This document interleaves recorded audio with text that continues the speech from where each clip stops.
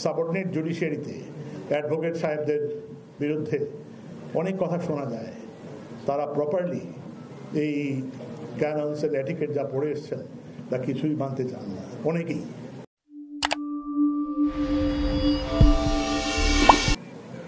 সুধীবৃন্দ, আমাদের প্রচলিত বিচার ব্যবস্থার ভিত্তি রচিত হয়েছে ঔপনিবেশিক শাসন আমলে।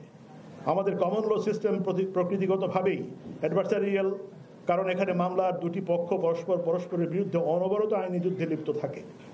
ট্রায়াল শেষে বিচারক সাক্ষ্য প্রমাণের ভিত্তিতে যে কোনো এক পক্ষের অনুকূলে রায় প্রদান করেন। কিন্তু আপনাদেরকে এটাও মনে রাখতে হবে যে আইনজীবী হিসাবে আপনারা কিন্তু অফিসার অব দি কোর্ট। তাই আইনজীবী হিসাবে আপনাদের পেশাগত দায়বদ্ধতা কেবল মক্কেলকে জয় এনে দেওয়া নয়, বরং স্বচ্ছতা ও জবাবদিহিতার সাথে বিচার প্রক্রিয়া পরিচালনার মাধ্যমে ন্যায় বিচার প্রতিষ্ঠায় অবদান রাখা। আমি এই বিষয়ে একটু বলতে চাই নিজের থেকে যে আমাদের এখানে সেটা খুব একটা দেখা যায় না। আল্লাহর অশেষ রহমত যে এখানে সেই রকম খারাপ কিছু হয় না, কিন্তু সাবঅর্ডিনেট জুডিশিয়ারিতে অ্যাডভোকেট সাহেবদের বিরুদ্ধে অনেক কথা শোনা যায়। তারা প্রপারলি এই ক্যাননস এন্ড এটিকেট যা পড়ে এসছেন তা কিছুই মানতে চান না অনেকেই।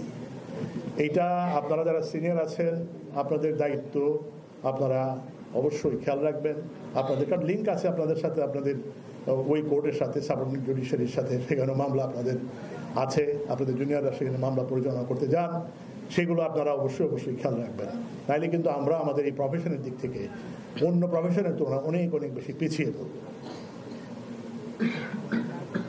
19বিংশ শতাব্দীর বিখ্যাত মার্কিন আইনজীবী লুইস নাইজার একজন আইনজীবীর পরিচয়কে ব্যক্ত করেছেন এভাবে: A man who works with his hands is a laborer.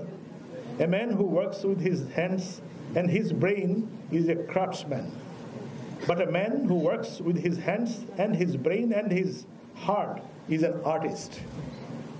তাই আইন যতই নিরস হোক না কেন, কিংবা আইন পেশা পরিচালনার পথ যতই অমসৃণ হোক না কেন, সবসময় মনে রাখতে হবে আইন পেশা পরিচালনা করাও একটি শিল্প, যেটি ওই তৃতীয় ভাগে পড়ে যে you work with your hands and your brain and with your heart. এই তিনটা মিলিয়ে আপনাকে কাজ করতে হয়, তাই এটাও একটা শিল্প। তাই এই শিল্পের সৌন্দর্য যেন কখনো মলিন না হয় সে বিষয়ে আমাদের সবাইকে সচেতন থাকতে হবে। আইন পেশা পরিচালনায় আমরা সকলে যদি পেশাগত নৈতিক মানদণ্ড বজায় রাখতে পারি, তবেই এই শিল্প সৌন্দর্যমণ্ডিত হবে, ছড়াবে ন্যায় বিচারের দ্যুতি।